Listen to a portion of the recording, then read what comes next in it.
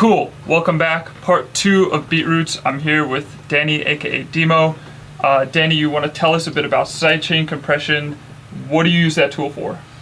So basically the most important thing to me for using Sidechain Compression is just like saving space within the track, saving headroom for your mix. You know, just getting things to duck under other things that you think are more important for the section is basically like the basic idea of it. Real quick, for those that don't know, explain how Sidechain Compression works briefly. So basically you send a trigger of some sort. So you put a compressor on some sort of channel. Say it's your bass and you want to duck it to your kick, which is sidechain it to your kick. Basically you will send a signal from your kick that will trigger the compressor to duck the bass whenever the kick is playing. So I guess duck is the best word for it, because when one is playing, the other ducks, and then when it comes, the release, depending on how you set it, the instrument will come back into frame, and yeah. So it's a way of just kind of pushing stuff around volume-wise to, put it in the back, put it in the front, depending on the trigger from another instrument. Yeah. And do you want to give us a few examples of how you're using sidechain in this track? Yeah, so I'm using it really heavily on this group, on this wobble especially. You see the first note I'm, completely not even getting. A lot of times I'll do a longer release and kind of have the song pump with the tempo, like a release that will line up with the BPM. And what instrument is the wobble? Is that the it's the higher synthesizer? Yeah. So that effect is actually being created by sidechain compression? Well, the initial part of it is, so basically it just cuts off the first note, makes it kind of... Wow. Yeah, you can hear that. You really can hear that clearly first. Yeah.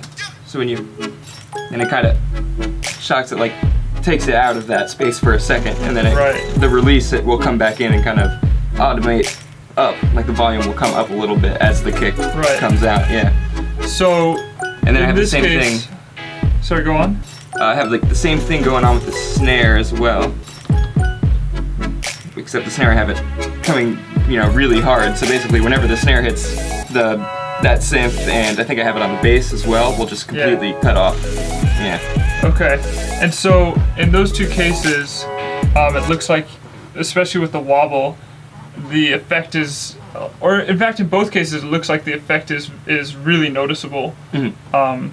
I know sometimes people use sidechain as like something more subtle that sits in the background. Yeah. But in this case, where you're using sidechain, you can very clearly tell that it's taking something out.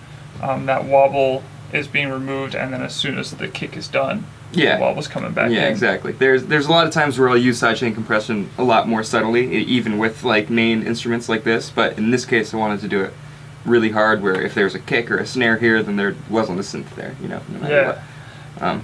Just out of curiosity, can we listen to it without the sidechain compression on? Yeah. With both the snare and the so that's all for this guy. Okay.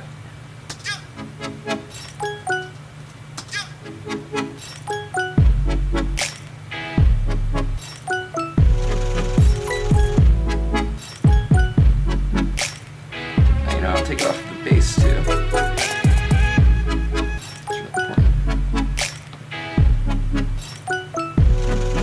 Wow, so this is a technique that you use pretty consistently throughout the track. Oh yeah.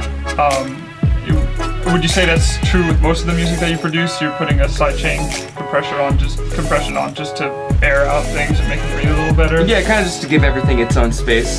And you can see now that everything is really stepping on each other because of the kick isn't activating any of that ducking. Right. And the snare doesn't stand out that well. Interesting. Yeah, the snare is really buried. Right. Yeah. Do you want to maybe look at the wobble sidechain compressor and discuss some of the parameters and why you decided to tune them in that way? Yeah, sure. The reason I have for all of these the attack really fast, that's pretty as fast as can be, is because I want it to be, as instantaneous as possible to cut off the signal.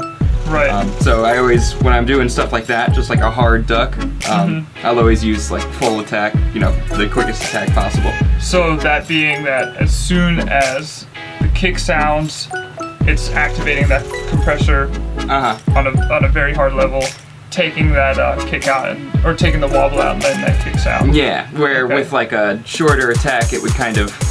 I think there's a multiple on, so it might not really display it well, but More the slower easy. attack, it eases in the Right. cutoff instead of. And just- what about the release? What are you The release, I actually have it really fast, only because my kick signal is really long, so it takes up a little more time. Usually Right. I'll do like a release somewhere a little higher, like 130 something, to kind of pump with the beat, but in this case you can tell that it kind of makes that synth drag a little too hard. Right.